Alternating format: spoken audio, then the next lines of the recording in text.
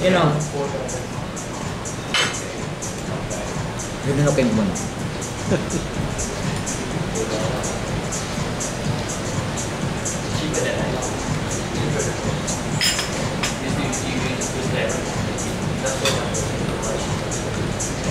At this point in time, sa talagang sitwasyon, may edad na, may sakit pa, wala pang mga gig, wala nang mga imbitasyon, wala nang project. It is really a situation na nakakalungkot at times na parang nakakapagtanong ka, di ba? But you know, mabuti na lang na talagang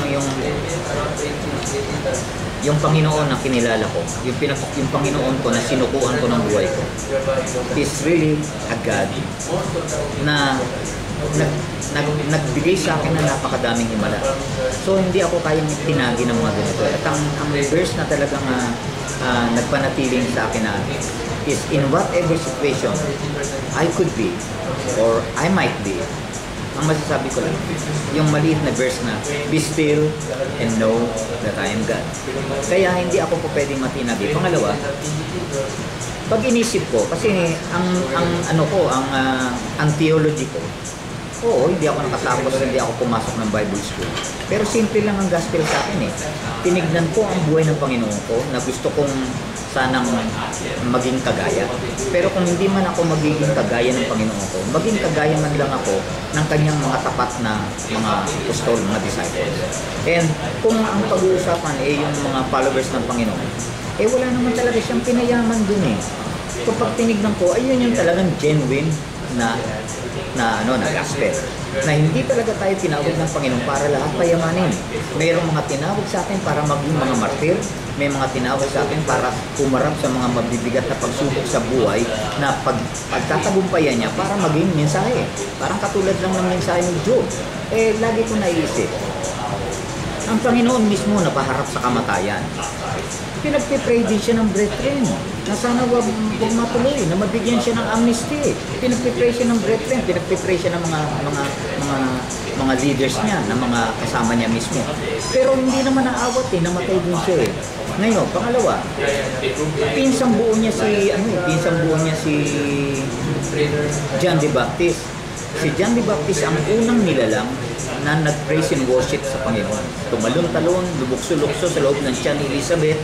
Pero nung papatayin si John the Baptist, hindi nga dinalo ng Panginoon sa bilangguan eh.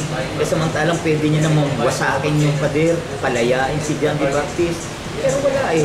Pinahintulutan niyan, mamatay si John the Baptist, ang ulo nilagay sa bandyado. And then mga tapat niyang disciples, sila Peter, tiniwarek pa. Tapos sila Thomas, tinadtad ng pana. Si Paul, pinugutan ng ulo. So, si Paul may sakit habang nagmi-ministeryo, mayroong tinatawag na turn on sa kanyang tinig sa kanyang laman. Hindi natin alam kung ano hindi ko alam kung ano yung tinig sa kanyang laman eh. Si Timothy may sakit din. Pero sila mga nagpagaling. Ako nagdaramdam, pero sa kabila ng karamdaman ko, marami akong mga in-inspire, marami akong mga in-encourage na mga Kristiyano. So, saan ako natalo? Lahat ng laban panalo eh. Kasi despite na nagsasuffer, may pain, may discomfort ang katawan ko, but my soul continues to bring honor and glory to God. Physical lang to eh. Mawawala rin naman to eh. Then there will come a day na kukunin ako ng Panginoon. Halimbawa, katulad nga ngayon, 65, namatay ka. Pero 66,000 naman ang nadala mo sa Panginoon. Tapos ang dinless mong tao may higit 1,000,000 mula sa mga TV interview sa iyo, sa mga write-up sa iyo sa magazine, sa newspaper, sa mga bumili ng CD mo, sa mga tour mo sa iba't ibang bansa. So, paano matatawa si Satanas doon? Eh, uuwi ako na sobra-sobra sa kota. Naka-boundary. Di ba? Sobra-sobra sa boundary.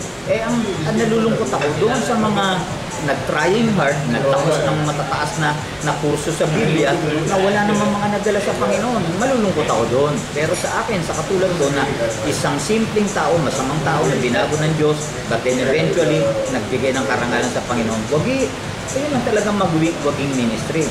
Diba? So, isa na lang ang kailangan ko. sa mga kapastoran. Huwag niyo na akong bombayin ng scriptures. Patawanin niyo na lang ako sa text niyo and I will really appreciate it straight from my heart. Dahil hindi naman, it doesn't really help eh. Ako naman, napakalalim ko na sa scriptures eh.